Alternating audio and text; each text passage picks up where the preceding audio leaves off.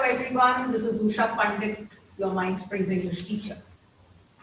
Today I'm going to do a lesson on figures of speech. It's the first of several lessons because there has been so many people asking for this lesson. Figures of speech in poetry. So I'm going to do them in clusters so that you can understand them better. Okay? So devices of comparison. Today, the first one is going to be on the cluster on simile, metaphor, personification, analogy, and apostrophe. Basically, because they all do one thing, and that is comparison. So this figure of speech is, all of them are going to be about comparisons. So let's see what they are.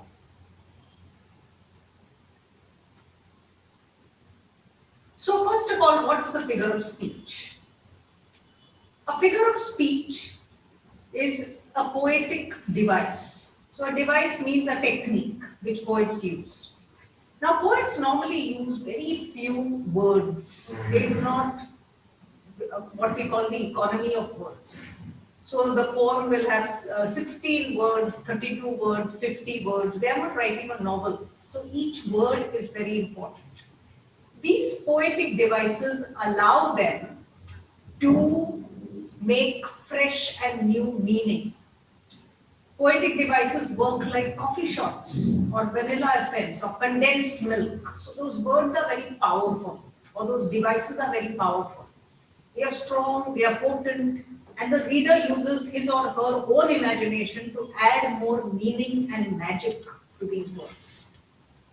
Figures of speech can be used in prose, in drama, in speech, in articles, in advertisements. You can use them anywhere and they are just as powerful. But poetry uses them a lot.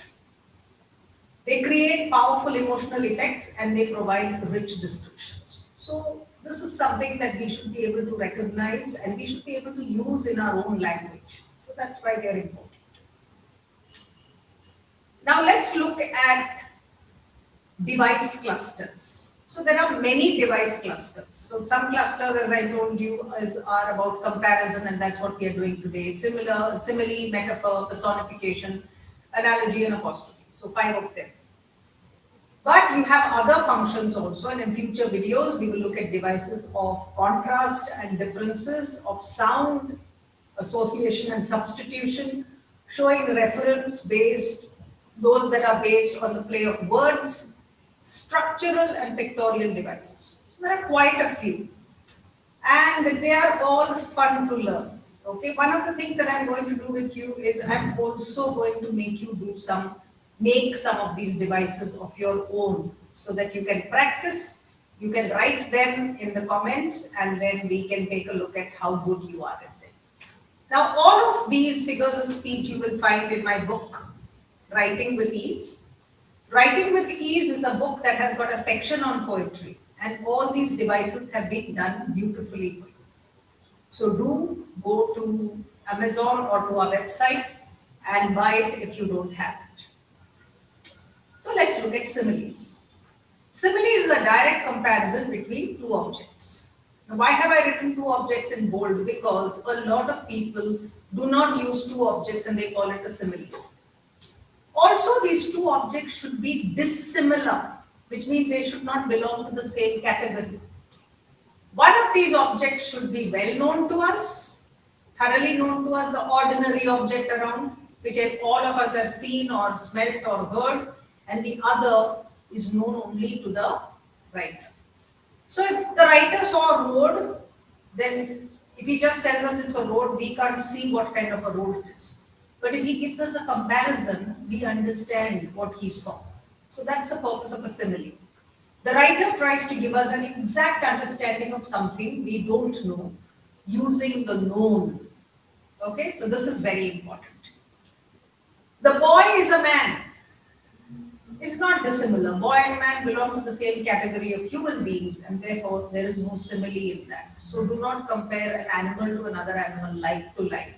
Don't do that. Make it dissimilar. The further they are, the more powerful the simile becomes. The man is like a dinosaur. If you say that, now that is a simile because the dinosaur and the man are so apart. And it tells us something about the man. It says the man may be, his thoughts are like that of a dinosaur from some old era which does not have any connection with the modern world. Or it could be like a dinosaur, he behaves like some sort of a huge, creature that is going to go on a rampage. So it can mean many meanings depending on the context. But it's a good way of talking about this man. As black as coal is only half a simile. You can't do half similes. You need to have two objects. If it does not have another object to compare, then it's not a simile. So don't say as black as coal, as good as gold, and then say simile, simile, simile. Because if you say as black as coal, the question would be what is as black as coal? It has to be her hair or her eyes or something has to be as black as coal. Then it becomes a simile. Similes use the words like or as or seemed or appeared. Any of these words can be used as a conjunction to join these two objects. So similes are used to describe abstract feelings like the senses associated with the object. So if I ate something and I want to talk to you about the taste, or I want to talk to you about a certain perfume, or I want to talk to you about a certain texture, all of these I use similes because they are abstract. I can't really express it in any way where you will understand what I mean. So it helps us to describe adequately. So let's see what these similes are. Let's take some examples. I've also given you some pictures so that you can see what I mean. So the road was like a ribbon. Now if you look at that picture there, see, you can see a winding road there and it clearly looks like a ribbon. So the road was like a ribbon. I know that it was thin and winding. Exactly the way ribbons don't sit straight, ribbons are always curvy. So therefore, you will be able to see the road better. And it sounds good. It sounds descriptive, doesn't it? His skin appeared to be like leather.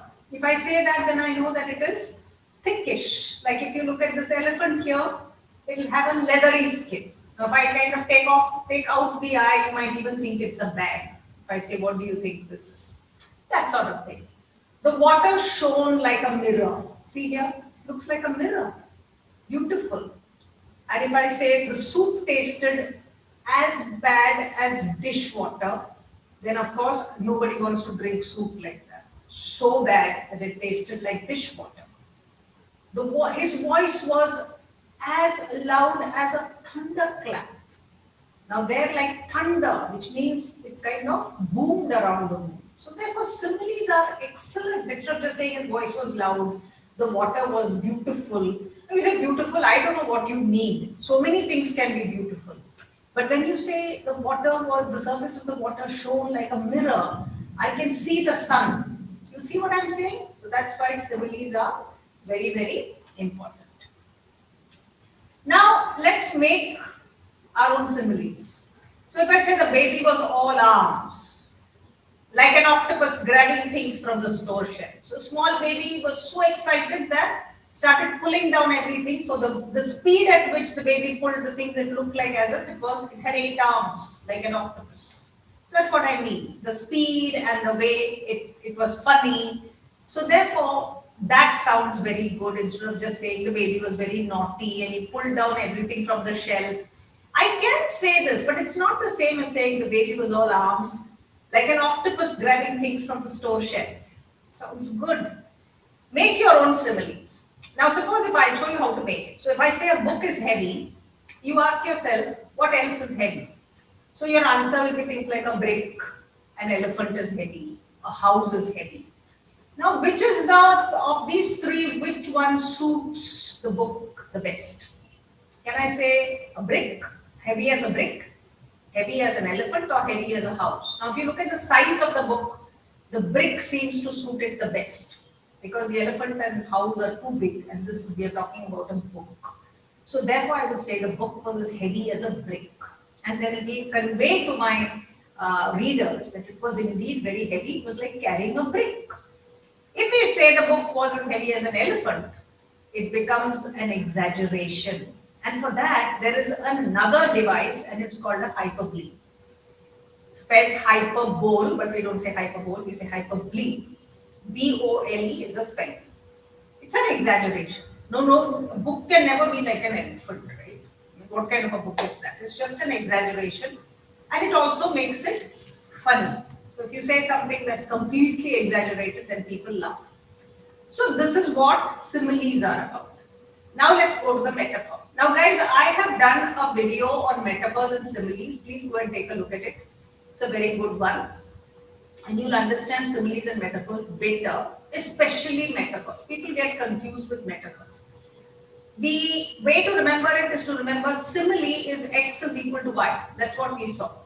X is equal to y meaning, well, not exactly like the mathematical formula, but in terms of language, when you say x is equal to y, you mean this is like this, which means they are still separate. So I always, when I teach similes, I say x is equal to y, which means that they are separate. They are not coming together, they are here. This is like this, they are still separate. But if I say it's a metaphor, then it has to be x is y, they'll come together. So x and y come together and become one. So simile, metaphor, simile, metaphor. This is how you remember it.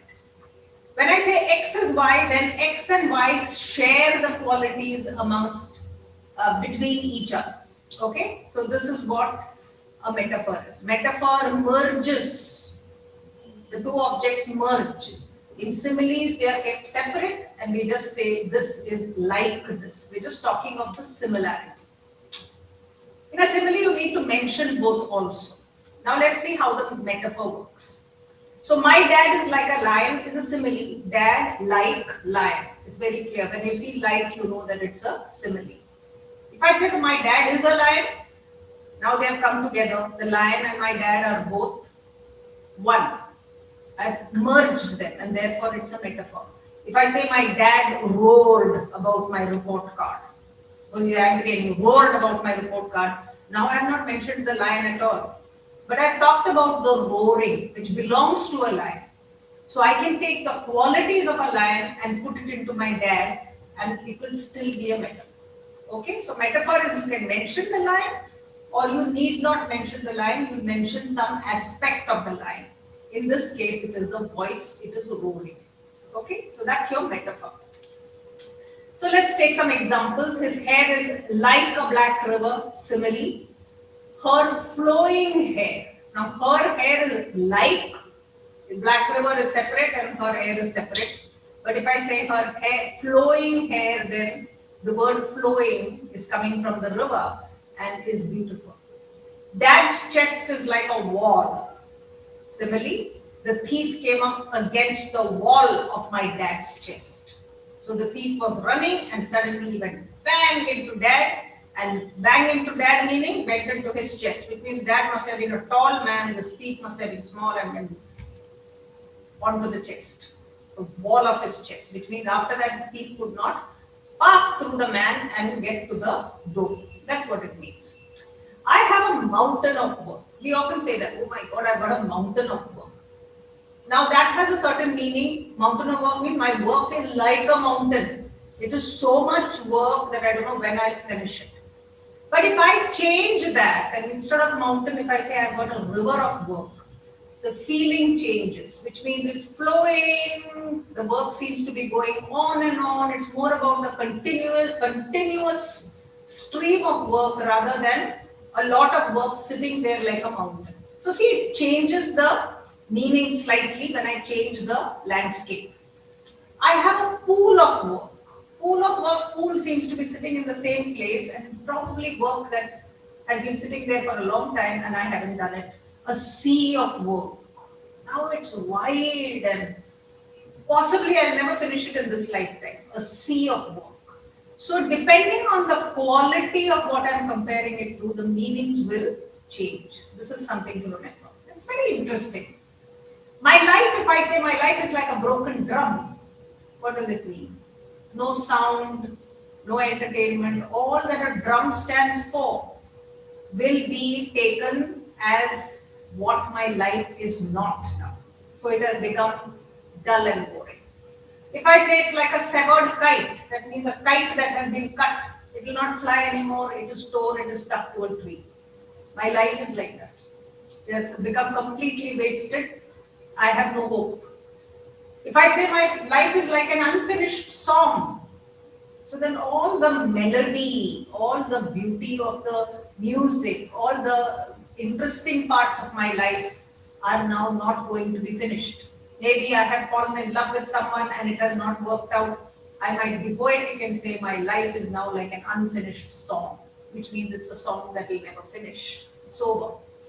A dream come true. Now I can be positive. My life is like a dream come true means fantastic life, amazing life.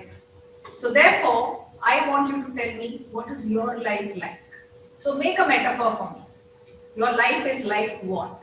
I want you to make your own metaphor and put it in the comments box so that we can all read what each other's lives are like and have some fun. Okay? So that's the metaphor, friends. Let's go to the next one, which is personification. Personification is when we give human qualities like laugh, talk, fear, worry, grunt, etc. to objects that are not human, like a table or a chair, or it can be to nature, like the summer, wind, tree, moon, river, all these things which are not human, or to animals like a dog, a cow, or any other animal, or we can give it to ideas and feelings like death or love or anger. These also can be personified. To personify means to give human qualities to all these things which are not human. So we call it personification, which means turning them into persons. Personify means to make into a person. How do we make into a person? By giving qualities. Let's take some examples to see what it's like. Now this makes writing more interesting, descriptive, expressive, funny. So it's got a lot of wonderful qualities, personification, and it's good to use it in your speech and in your writing. Makes you an interesting person when you do that. So the examples are: the shoe squeaked in protest, the table groaned under the weight of the books, death knocked on her door, the moon smiled, the dog begged for more, the leaves shook in fear. Some of these, like squeaked and groaned, by the way, can also be sound words, and they come under what we call onomatopoeias. Onomatopoeia is also a figure of speech where the sound is made by the word. So when we say squeak, it's got that kind of sound. So the sound and the word sound is the same, and they are sound words. Okay. But this is what we mean by personification. Now, when you say squeaked and groaned and all, it's normally done by people. Like we are the ones who groan, kind of thing. The table doesn't groan, nor does the dog beg, nor does the moon smile. But these are poetic ways of making it interesting. So personification is that. Again, you can personify things around you and have a lot of fun. The apostrophe is a device that is seen when we address a dead person or a thing or an animal or an abstract idea, any of these things, dead people, and then all these things, if you address it, if you make it sound lofty and you say, oh table, oh picture, oh house, if you do something like this, then you're addressing the house. Like you have see these normally in these odes. Poetry is called odes. You have ode to the onion and ode to the mushroom. So it's not really funny, but it's kind of a device that is used to make it very, very interesting. And the poet is also looking at the onion very carefully and giving it a very lofty position and talking to it and saying, you're such a wonderful piece, you're such a wonderful vegetable. So it can be just that, right? So ode to the beauty, ode to the nightingale, these are the famous ones from Keats and Shelley and all these people. Ode to a Grecian urn, so you've got several odes. They're all about things and animals, see, from the names you can tell. Dead people are also addressed. So if I say, oh Milton, how I wish you were alive or you were here, then I'm kind of addressing somebody who's gone. Or oh Shakespeare, where are you? That sort of thing is an apostrophe. Okay. The last one I got is analogy. Now in an analogy, in similes, you're looking at just two things and you're comparing them. In an analogy, you are looking at two situations or institutions or systems or ideas. You're looking at big things of the same or the similar kind. So something like this has happened before, then I compare this situation to that. So let us say there is a case of corruption against, like, in an office, then I might compare it to a theft that happened some years back. So this sort of similarity must be there. There has to be some parallels in these two incidents. Because one I understand completely. The past incident, I've heard a lot about it. I know it perfectly. And when someone tells me this is like that, that situation becomes clear to me. Unlike a simile, comparisons can be between, analogies can be between two like situations. So it doesn't have to be dissimilar, it can be similar situations. The features of the original situation must be understood, like I said, and the parallels, otherwise you will not be able to see the parallels. Let's take some examples to understand it better. A class can be compared to a fish market. So what are we comparing? What are the things that we are looking at? We are looking at the noise, the confusion, the lack of order. So exactly now I know what a fish market is. So if you tell me this, the class was like a fish market, I know in a fish market there's so much noise and there's so much confusion. So I understand exactly what you mean when you say your class was like a fish market. Similarly, I can say this, a school is like a prison. So what are the points of comparison? The bells that are rung, and the lines, and the silence, and the orders, and the discipline. All this makes it like a prison. Heart is like a pump, because if the pump stops, then all parts of the machine stop, and the machine is silent or dead. Similarly, if the heart stops, then the man is dead. A family is like a basket of crabs. So if I say my family is like a basket of crabs, means if you leave a basket of crabs open, the crabs will never get out, because whenever one crab tries to climb up, all the others will pull it down. So I'm basically trying to say my family members are always fighting, they're always jealous of one another. If they see one climbing up, they will try to pull him down. So I'm criticizing my family. Similarly, I can say you should reach for the stars. Their leader is like Hitler. Now see, both are same. Hitler and leader are both human beings, but I can use it in an analogy. And what does it mean? It means that I understand everything about Hitler. I know that he was monstrous and he killed so many people and he was heartless. So all those qualities of Hitler, now I can put on this leader and I understand exactly what my friend is saying. So this is how analogies are done. So they are big. Whereas similes are just very simple things, can be compared to one another. So these are the four different, aspects. The last one that I've got there is people are like glass windows. So sometimes you have really big ones, and they're really wonderful. So people are like stained glass windows. They sparkle by the day in the sunlight. So if you see the stained glass window, there I've got that in the picture. It will actually let the light through, and it's very beautiful. You find them in churches and places like that. And in the all glass windows in the daytime, they look beautiful. But it is only when darkness sets in, we can see their real beauty. And how is it? Their light comes from within. Only when there is light within will the glass will reflect that light, not reflect, it will show through, and the glass window looks beautiful. So outside it is dark, but the window looks beautiful. But only if there is light. If you switch off that light inside, it will become, nobody can see the window. What it means is that the light must be inside. In good times, when you are young, when you are well-to-do, everything will sparkle off you. But in times of adversity, in times when you are in trouble, in times when everything is dark around you, the light must be inside you. There must be light.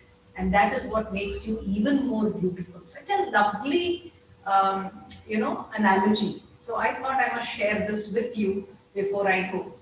So people, do subscribe, do press that bell icon, and don't forget to buy Writing with Ease if you haven't got it already. So I'll come next time with a second round of, maybe we'll do contrast next time as devices. and have a wonderful day. Keep smiling till we meet.